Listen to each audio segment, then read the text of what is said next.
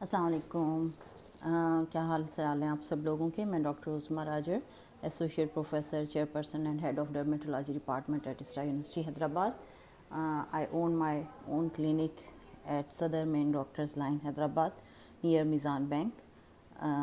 मेरी qualification MBBS from LMC in 2000, DDSC Diploma in Dermatological Sciences from Cardiff University UK, Masters of Science degree in Dermatology from University of Wales UK, MPhil CLSC Cosmetic Laser Surgery course from Florence Italy, Master courses in Botox, threads, fillers and PRP and Meso from London UK।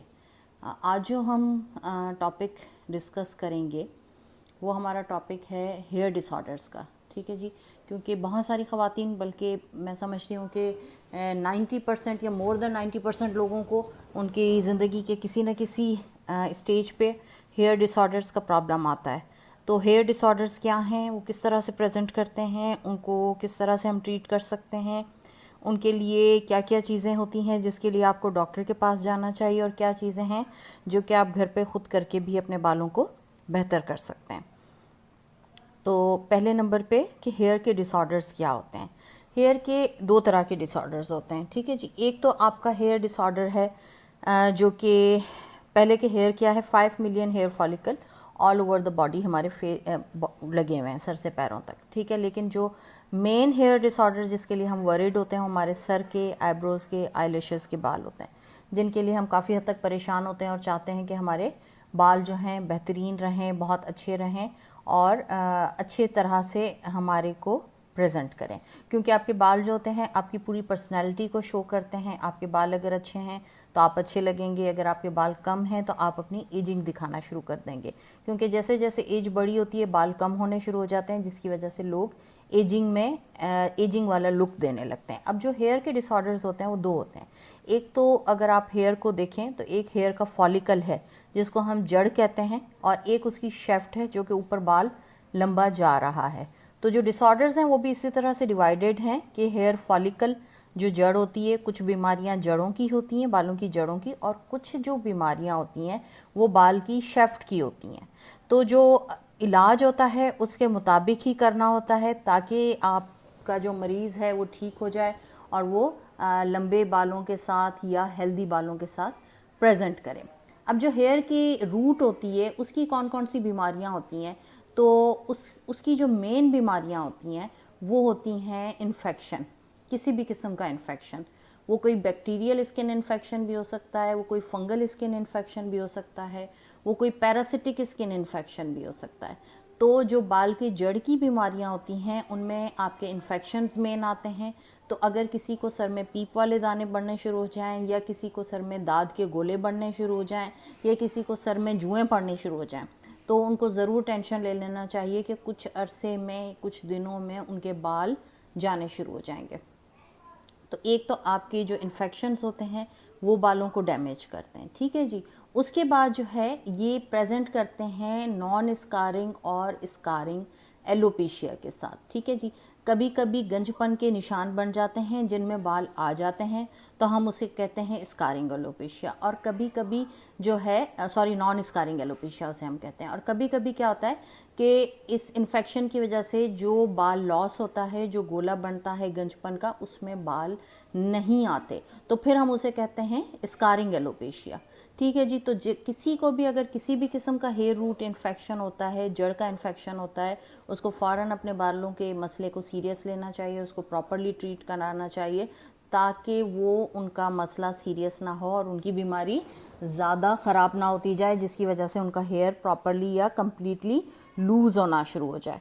दूसरे number पे जो बीमारियां आती हैं hair disorders की वजह से, वो आती हैं कुछ दवाओं की वजह से, कुछ दवाओं का बेजा इस्तेमाल। जैसे कई लोग जोड़ों के दर्द के शिकार होते हैं या मस्कुलर पेन का शिकार होते हैं, तो वो जोड़ों की दर्द की दवाइयाँ लेते हैं, उससे वो ठीक होना शुरू हो जाते हैं और फिर वो उस चीज़ को अपनी आदत बना लेते हैं कि थोड़ा भी उन्हें दर्द होता है तो वो दर्द की गोलियां वगैरह खाना शुरू कर देते हैं, जिसकी वजह से उन्हें आदत पड़ जाती है दर्द की गोलियां लेने की, और फिर वो दर्द की गोलियां लॉन्ग टर्म में उनके सर के बालों को गिराना शुरू कर देती हैं। दूसरे नंबर पे जो लोग डायबिटिक पेशेंट होते हैं और वो एंटी डायबिटिक मेडिसिन खा रहे होते हैं, अपने शुगर लेवल मेंटेन करने के लिए गोलियां खा रहे होते हैं, उनके भी बाल बहुत तेज़ी से गिरते हैं। जो लोग ब्लड प्रेशर की गोलियां खाते हैं उन लोगों के बाल भी बहुत तेज़ी से गिरते हैं। जो लोग कोलेस्ट्रॉल को कंट्रोल करने के लिए दवाएं खाते हैं उनके भी बाल तेज़ी से गिरते हैं। ठीक है जी, तो ये सारी चीज़ें हैं जो कि बालों को गिराने में, जड़ों से गिराने में मेन रोल अदा करती हैं। तो आप कोई भी दवाई खाते हैं, कोई भी मेडिसिन लेते हैं, उसको बेजा ना लें, उसको अपनी बीमारी या तकलीफ़ के हिसाब से लें, जब रिकमेंड किया है उसके मुताबिक लें। और अगर आपका जो है मसला ठीक हो जाता है तो फिर आप उस दवाई को बंद कर दें और उसको लॉन्ग टर्म में चलाते ना रहें, उसे आदत ना बना लें। ठीक है जी। इसके अलावा कुछ जो हैं आपके पेशेंट में आ जाते हैं हार्मोनल डिसऑर्डर्स। ठीक है जी, कुछ हार्मोनल डिसऑर्डर्स ऐसे होते हैं जो कि लोगों को पता ही नहीं होते कि उनको हार्मोनल डिसऑर्डर्स हैं और वो उनके बालों को जड़ों से गिरा रहे होते हैं। ये जो चीज़ें हम सारे डिस्कस कर रहे हैं ये हेयर रूट के मसले हैं, जिसमें जड़ से बाल जाता है। तो हार्मोनल जो डिसऑर्डर्स हैं उसमें टॉप पे आता है हाइपोथायराइडिज्म।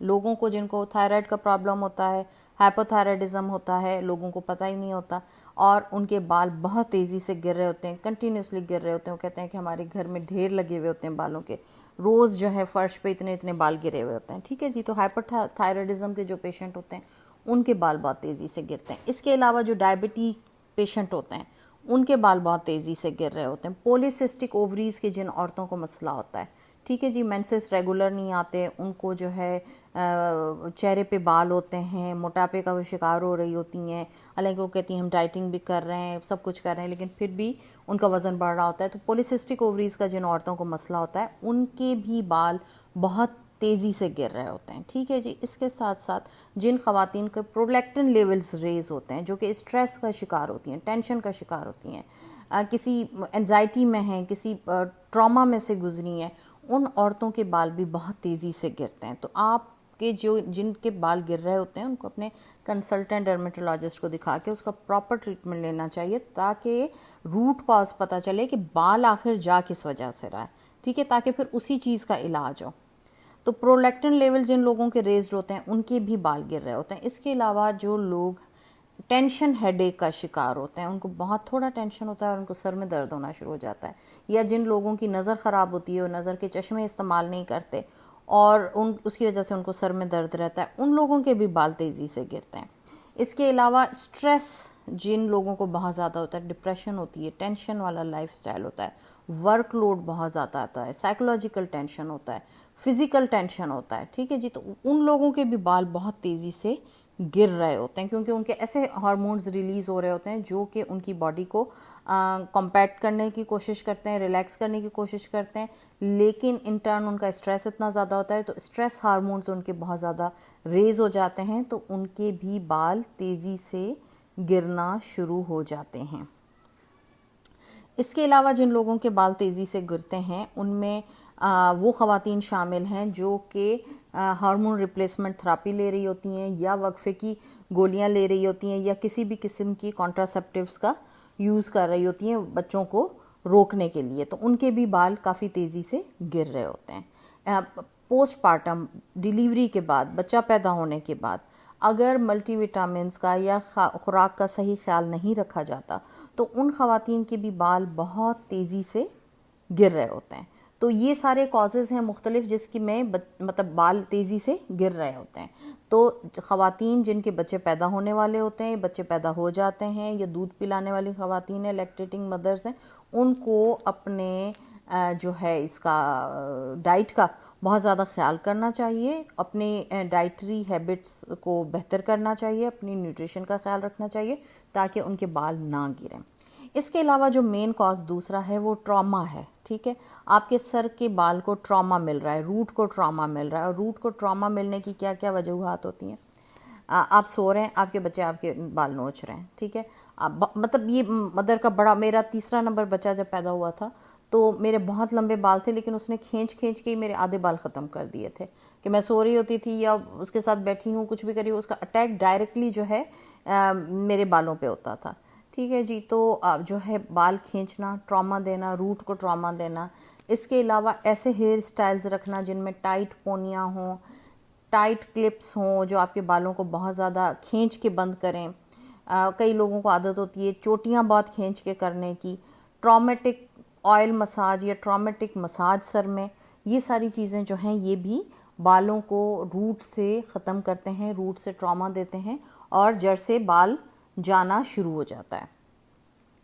इसके अलावा कई लोग होते हैं कि जो ऐसे टोटके करना शुरू कर देते हैं जिनका पता ही नहीं होता है कि क्या उनका आउटकम होगा, ठीक है। उनको पता नहीं होता है कि वो सर में जो लगा रहे हैं वो चीज़ बेनिफिशियल भी है उनके लिए या नहीं है, लेकिन उनको किसी ने कह दिया, उनकी दोस्त ने लगाई, किसी कज़न ने लगाई और उससे उनको थोड़ा फ़ायदा हुआ तो उन्होंने कहा कि हम भी लगा लेते हैं, और उन चीज़ों के ट्रॉमा की वजह से भी बाल जाना शुरू हो जाते हैं। इसके अलावा कंटिन्यूस ब्लीचिंग, कई लोगों को अपना हेयर करते हैं कि वो जो है डिफरेंट बालों का कलर करना शुरू कर दें, बालों के कलर डिफरेंट कलर्स के अपने बाल करें। तो जो लोग बहुत ज़्यादा ब्लीचिंग करते हैं अपने बालों को, उनके भी बाल डैमेज होना शुरू हो जाते हैं। जो लोग बहुत ज़्यादा अपने बालों को कर्ल करते हैं, परमानेंट कर्ल कि वो पमिंग करा रहे हैं या परमानेंटली स्ट्रेट करा रहे हैं अपने बालों को, उसके में भी जो केमिकल्स यूज़ होते हैं उसकी वजह से भी लोगों के बाल जाने शुरू हो जाते हैं। इसके अलावा कलर, डिफरेंट कलर्स, लो लाइट, हाई लाइट लोग बालों के कराते हैं, उसमें भी केमिकल की वजह से हेयर लॉस होना शुरू हो जाता है। इसके अलावा जो है लोग बहुत ज़्यादा ड्रायर का इस्तेमाल करते हैं, बहुत ज़्यादा स्ट्रेटनर का इस्तेमाल करते हैं, बहुत ज़्यादा कर्लर का इस्तेमाल करते हैं, उसकी वजह से भी हेयर लॉस होना शुरू हो जाता है, बाल ख़त्म होने शुरू हो जाते हैं, ठीक है। इसके अलावा जो है मुख्तलिफ़ किस्म के केमिकल्स सर में लगाए जाते हैं, बाज़ारी शैम्पू लगाए जाते हैं, बाज़ारी तेल लगाए जाते हैं जिनमें मुख्तलिफ़ किस्म के प्रिजर्वेटिव्स शामिल होते हैं बालों को रोकने के लिए, उसकी वजह से भी हेयर लॉस होता है। इसके अलावा दूसरा जो मेन मसला होता है वो डाइटिंग। कई लोग डाइटिंग मतलब वज़न ज़्यादा होने की वजह से अपनी एक्स्ट्रा डाइट कर रहे होते हैं, तो उसकी वजह से भी जो है उनके बाल बहुत तेज़ी से गिर रहे होते हैं। तो ये चीज़ें जो हैं आपके बालों को डैमेज करती हैं और ये सारी वजूहात हैं जिसकी वजह से बाल तेज़ी से गिरना शुरू हो जाते हैं। तो ये सारे डिसऑर्डर्स थे जो कि हमने डिस्कस किए कि आपके हेयर के रूट जो कॉज हैं, रूट को डैमेज करने वाली जो चीज़ें हैं जो कि रूट को ख़राब करती हैं। इसके अलावा स्कार्फ लोग इस्तेमाल करते हैं, रेशमी स्कार्फ इस्तेमाल करते हैं, रेशमी तकिया इस्तेमाल करते हैं, उसकी वजह से भी बाल डैमेज होने शुरू हो जाते हैं। आप जो कॉम सर में इस्तेमाल करते हैं या ब्रश, बहुत ज़्यादा कई लोग कहते हैं कि एक्सरसाइज कराएं, हेयर की या रूट की एक्सरसाइज कराएं और ब्रशिंग करें, 20 या 200 तक भी जो है वो स्ट्रोक्स देते हैं ब्रश के, ये टेक्निक भी सही नहीं है। इससे भी हेयर रूट आपकी डैमेज होती है और आपके बाल जो हैं ज़ाया होना शुरू हो जाते हैं।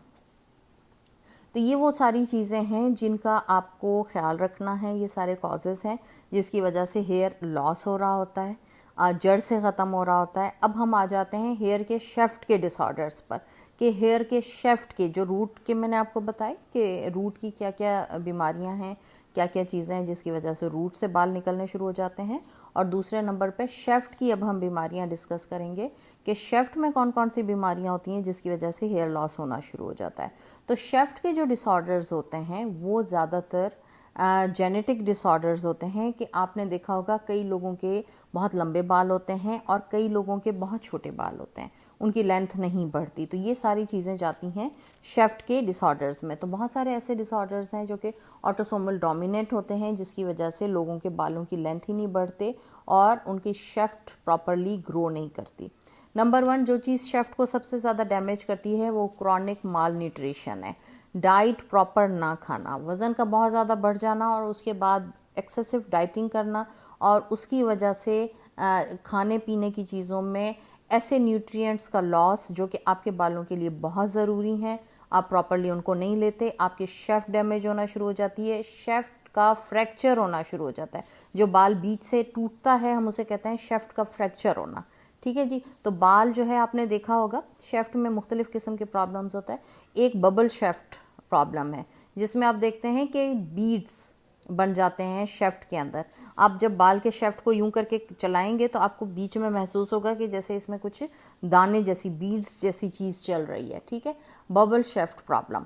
इसके अलावा जो शेफ्ट का डिसऑर्डर है वो है एक जिसमें कि शेफ्ट बीच में से पतली हो जाती है। शेफ्ट मोटी चलेगी, फिर बीच में 1-2 इंच के लिए पतली हो जाएगी, फिर मोटी नॉर्मल आ जाएगी, फिर पतली हो जाएगी।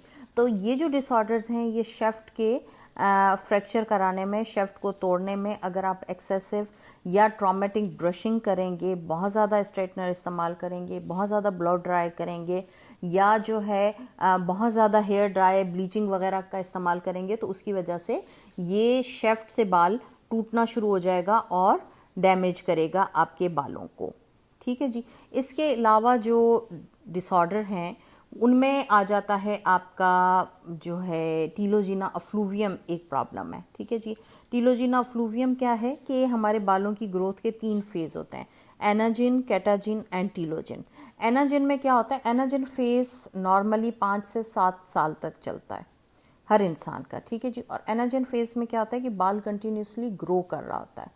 कैटाजिन फेज में बाल की ग्रोथ रुक जाती है। इसी 5 से 7 साल वाले पीरियड में 2-3 महीने का कैटाजिन होता है जिसमें बाल की ग्रोथ रुक जाती है।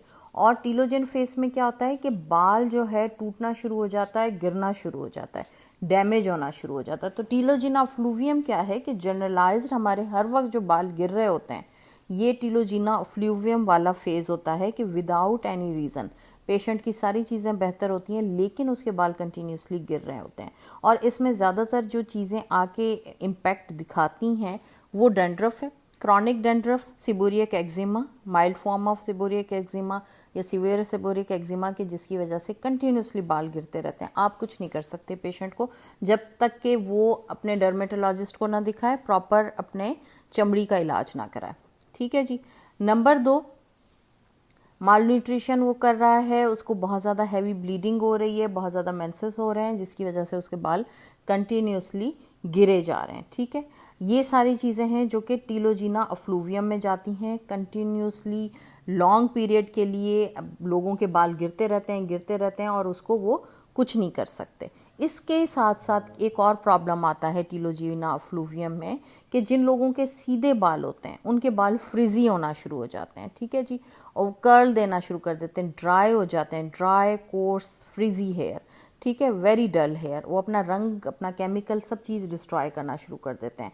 और उसके साथ साथ जिन लोगों के बाल सीधे होते हैं उनके बाल कर्ली होना शुरू हो जाते हैं, और जिनके कर्ली होते हैं उनके बाल सीधे होके स्प्लिट एड्स देना शुरू कर देते हैं, शेफ्ट के पीसेस टूटना शुरू हो जाते हैं, नीचे से शेफ्ट जो है 2-2 मुंह की होना शुरू हो जाती है, 5-5 मुंह की होना शुरू हो जाती है। इसके साथ साथ क्या होता है कि जो रूट होती है बालों की, वहाँ पे नॉट्स पड़ने शुरू हो जाती हैं, रूट्स मैटेड होना शुरू हो जाती हैं, बीड्स आने शुरू हो जाते हैं, हेयर शेफ्ट के अंदर बीड्स आने शुरू हो जाते हैं, बबलिंग होनी शुरू हो जाती है हेयर के अंदर।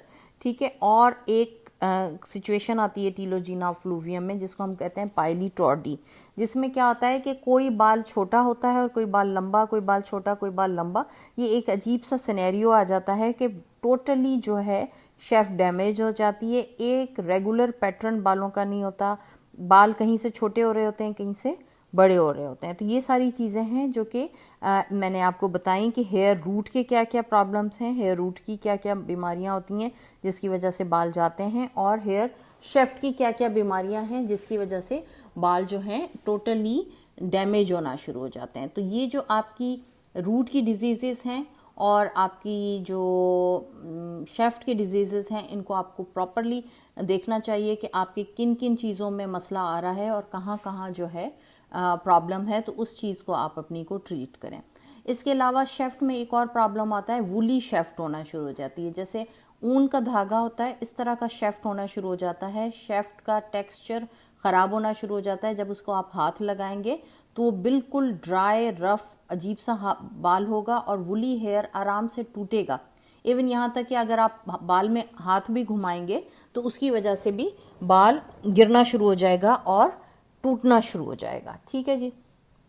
अब ये जो जितने भी डिसऑर्डर्स हैं इन सब के अपने अपने प्रॉपर इलाज हैं। ठीक है जी। आपके हेयर शेफ्ट के डिसऑर्डर्स हैं, आपके जो हैं क्या कहा जाए रूट के डिसऑर्डर्स हैं, इन सब के प्रॉपर ट्रीटमेंट्स हैं जो कि आप जब अपने डर्मेटोलॉजिस्ट को बताएंगे कि क्या प्रॉब्लम है तो वो आपको सही से गाइड करेगा कि इसके लिए क्या क्या चीज़ें होनी चाहिए। लेकिन जो बेसिक चीज़ें आपको सही करनी चाहिए अपनी जर्नल लेवल पे, नंबर 1 अपनी कंघी अच्छी इस्तेमाल करें, ठीक है। बालों को बहुत ज़्यादा टाइट बंद ना करें, बालों की हर वक्त पोनी टेल ना करें, बाल जब शैम्पू करके आते हैं तो फ़ौरन उनको बंद ना करें। बालों में किसी न किसी अच्छी चीज़ का मसाज करें, किसी तेल का मसाज करें, और वो कौन सी चीज़ें हैं वो भी मैं आपको आगे बताती हूँ कि कौन सी चीज़ें आप रूटीन में इस्तेमाल करें। तो मसाजिंग बहुत ज़रूरी है। एलोवेरा जेल का मसाज आप अपने सर में रखें, एग वाइट का सर में मसाज रखें, ओनियन का मसाज रखें, लेमन का मसाज रखें, विनीगर का मसाज रखें, रोज़मेरी ऑयल है उसका मसाज रखें, जिनसिंग का मसाज रखें, जोजोबा ऑयल का मसाज रखें, आर्गन का मसाज रखें, आर्गन ऑयल का, और क्या कहते हैं इसको, जो है लेमन जूस का मसाज रखें, ठीक है। विनीगर, फ़िश ऑयल आपके लिए बड़ा अच्छा है। फ़िश ऑयल के कैप्सूल्स भी आते हैं, जो है उनको तोड़ के उनका इस्तेमाल करें सर में। उनमें ऐसे इंग्रेडिएंट्स हैं जो कि ओमेगा 3 फ्री फैटी एसिड्स हैं जो कि आपके बालों की रूट को नरिश करेंगे। तो इन सारी चीज़ों का आप इस्तेमाल सर में रखें। इसके अलावा स्कार्फ जो है वो रेशमी इस्तेमाल ना करें, सूती स्कार्फ का इस्तेमाल करें। जो तकिए का कवर है वो अपना सूती इस्तेमाल करें, रेशमी स्कार्फ जो है वो इस्तेमाल ना करें। अपनी डैंड्रफ जो है उसको कंट्रोल में करके रखें, ठीक है जी। शैम्पूज़ जो है हमेशा न्यूट्रल पीएच के शैम्पू यूज़ करें, क्योंकि हमारी जो स्कैल्प की स्किन है और जो हमारी सर के बालों की पीएच है ये थोड़ी एसिडिक होती है। अल्लाह ताला की तरफ से अल्लाह ताला ने इसको थोड़ा एसिडिक रखा है, और एसिडिक इसलिए रखा है कि कोई भी इन्फेक्शन जो है वो डेवलप नहीं होगा शेफ्ट पे या जो है स्कैल्प पे, क्योंकि जब एसिडिक पीएच होगी तो वहाँ पे कोई भी इन्फेक्शन इजीली डेवलप नहीं होगा। इसकी प्रिवेंशन के लिए अल्लाह ताला ने पीएच ही स्किन की, स्कैल्प की और हेयर की थोड़ी एसिडिक रखी है। अगर आप ऐसे शैम्पूज़ इस्तेमाल करने शुरू कर देंगे कि जिनकी वजह से अल्कलाइन पीएच हो जाएगी हेयर शेफ्ट की या सर की जिल्द की, तो बाल आपका डैमेज होना शुरू हो जाएगा, टूटना शुरू हो जाएगा, प्रॉब्लम करना शुरू कर देगा, ठीक है जी। तो इसलिए आपने पीएच का ख्याल रखना है। शैम्पूज़ ऐसे यूज़ करने हैं कि जो कि नॉर्मल पीएच के शैम्पूज़ हों, ठीक है। इसके अलावा कंडीशनर का इस्तेमाल करें, सही है जी। आप अपने सर में मास्क लगाएं, ज़रूरी नहीं है कि आप बहुत एक्सपेंसिव कोई मास्क लगाएं। देखें जो भी बीमारी है, अगर हेयर रूट की बीमारियां हैं, जितनी भी मैंने आपसे कॉजेज़ डिस्कस किए, इनका जब तक प्रॉपर इलाज नहीं होगा ये ठीक नहीं होंगी। आपके शेफ्ट में जो डिसऑर्डर्स हैं जब तक उनका प्रॉपर इलाज नहीं होगा वो ठीक नहीं होंगी। लेकिन आप कुछ ना कुछ प्रिवेंटिव मेजर्स ज़रूर ले सकते हैं, क्योंकि बहुत सारी ऐसी चीज़ें हैं जो कि हमें लोकल लेवल पे मौजूद होती हैं, जिनको हम एज अ मेडिसिन भी यूज़ करते हैं, ठीक है। तो जब तक आप अपने डॉक्टर के पास पहुँचें, आप अपने हेयर के डिफरेंट प्रोसीजर्स कराएं, तब तक आप एक तो शैम्पू न्यूट्रल पीएच का इस्तेमाल करें, बेहतरीन डैंड्रफ जो कंडीशनर है वो यूज़ करें, ठीक है। हेयर मास्क लगाएं, और हेयर मास्क में सबसे बेहतर जो है ओनियन जूस है। प्याज का पानी निकालें, क्योंकि उसमें सल्फ़र है।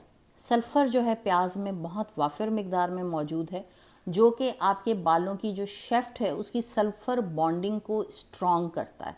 जो हमारी शेफ्ट 3 चीज़ों से बनती है, कॉर्टेक्स, मेडुला एंड क्यूटिकल, इन तीनों लेयर्स को सल्फ़र स्ट्रॉन्ग करता है। तो जो भी बालों की ट्रीटमेंट्स कराते हैं उनमें सल्फ़र वाफिर मिकदार में मौजूद होता है। तो आपके लिए बेहतर है कि आप नेचुरली सल्फ़र अपने बालों को दें। तो ऑनियन जूस जो है उसको, और ख़ास तौर पे जिन लोगों के बाल गिर रहे होते हैं बहुत ज़्यादा, उनको ओनियन का बड़ा फ़ायदा होता है, क्योंकि सल्फ़र जो है उनकी शेफ्ट में बॉन्डिंग करता है, उनकी शेफ्ट को स्ट्रॉन्ग करता है। तो जो बबल बीड्स और ये सारे मोनोलिथ्रिक्स और पाइलिटॉडी के प्रॉब्लम्स आ रहे होते हैं शेफ्ट के, ये सारे ओनियन से बेहतर होना शुरू हो जाते हैं सल्फ़र की वजह से। तो सल्फ़र अपने बालों को दें in the form of onion, ठीक है जी। तो आप ओनियन जूस निकालें, उसका सर में मसाज करें, आधा घंटा 2 घंटे सर में छोड़ें उसे, और उसके बाद उसको वॉश आउट कर दें, ठीक है जी। इसके अलावा जो है सल्फ़र के और क्या प्रॉपर्टीज़ हैं, सल्फ़र एंटी माइक्रोबियल के तौर पे भी काम करता है, ठीक है जी। इसमें कुछ नेचुरल एंटीबायोटिक्स भी शामिल हैं जो कि आपके स्कैल्प को क्लीन ऑफ करती हैं, वहाँ पे इन्फेक्शन नहीं होने देती।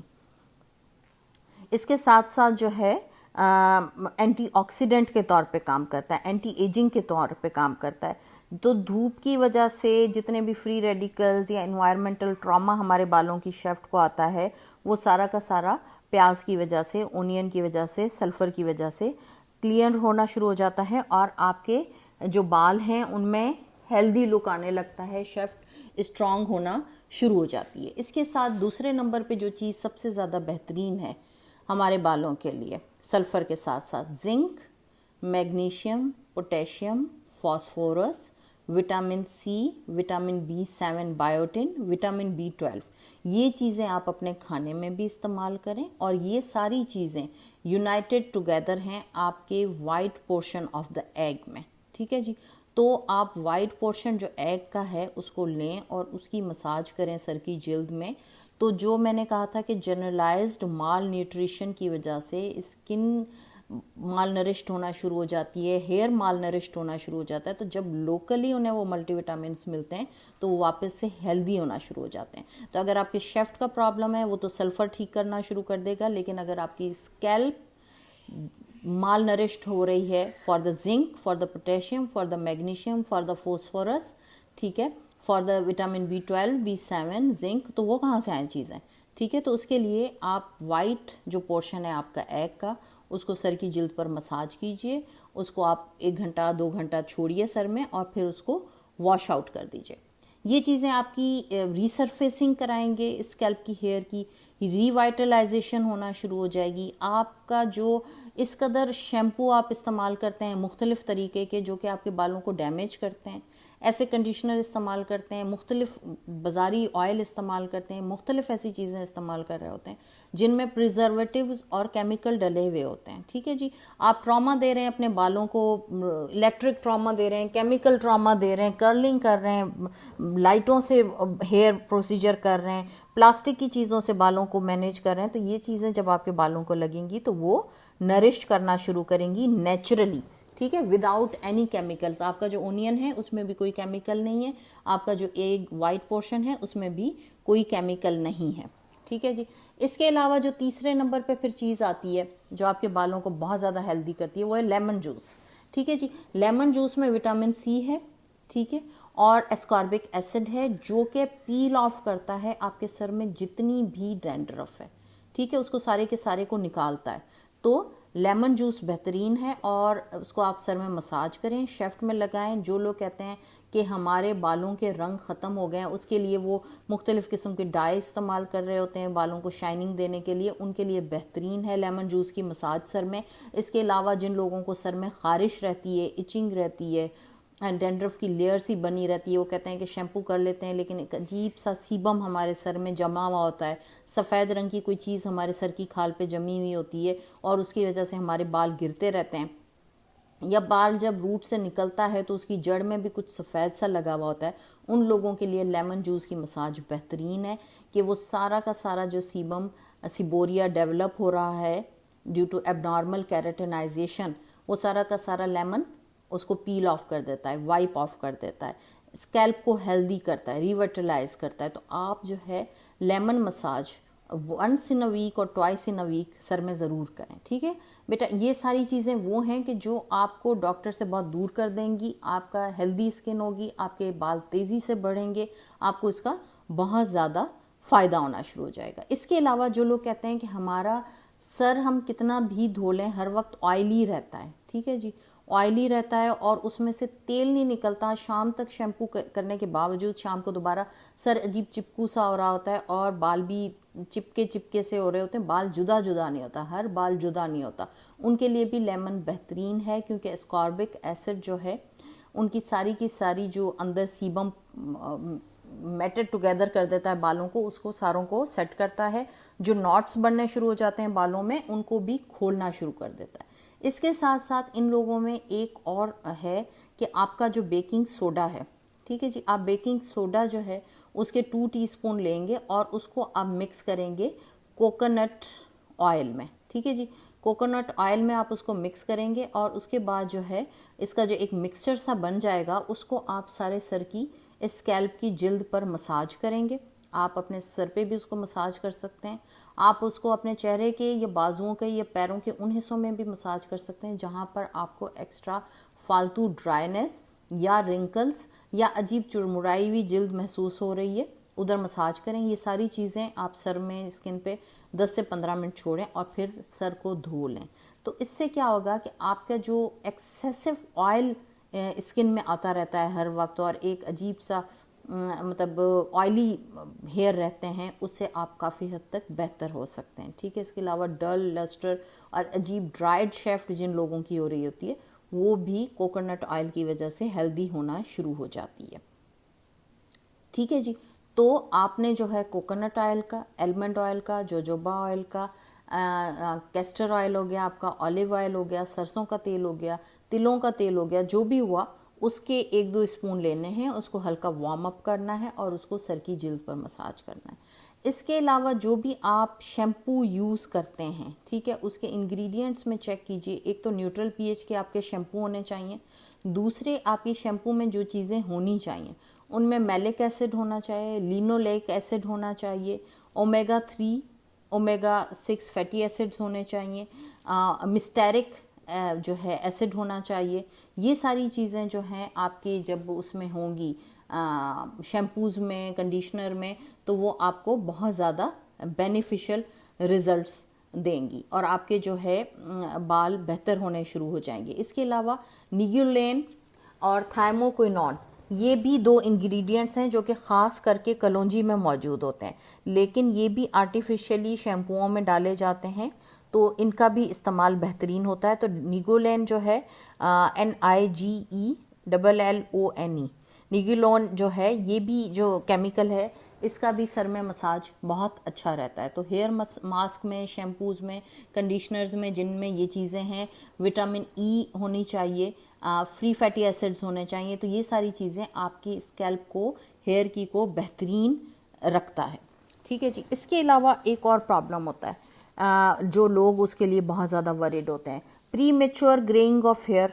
ठीक है, टाइम से पहले लोगों के बाल सफ़ेद होना शुरू हो जाते हैं, या लोगों के बाल सफ़ेद हो जाते हैं और वो कहते हैं कि अब हम जो है इन बालों को वापस काला करना चाहते हैं, तो ये किस तरह से हों। तो एक स्टडी है जिसमें सैलिसिलिक एसिड का बड़ा अच्छा रोल रहा है बालों को वापस काले करने में। ठीक है, और कुछ ऐसे भी प्रोसीजर्स हैं जैसे हम करते हैं लोकली इन आर पेशेंट्स, और कुछ मेडिसिन्स भी ऐसी होती हैं जो कि ग्रे हेयर को वापस ब्लैक करना शुरू कर देती हैं। ठीक है जी, तो उन चीज़ों का भी काफ़ी ज़्यादा इस्तेमाल होता है। ख़ास तौर पे जो मैंने निगोलेन कहा है, तो जिन लोगों की प्रीमेच्योर ग्रेइंग ऑफ हेयर हो रही होती है, वो ये शैम्पू या कंडीशनर यूज़ करेंगे तो उनके बाल वापस से काले होने शुरू हो जाते हैं, और वाकई इसका रिज़ल्ट होता है, वापस काले होना शुरू हो जाते हैं।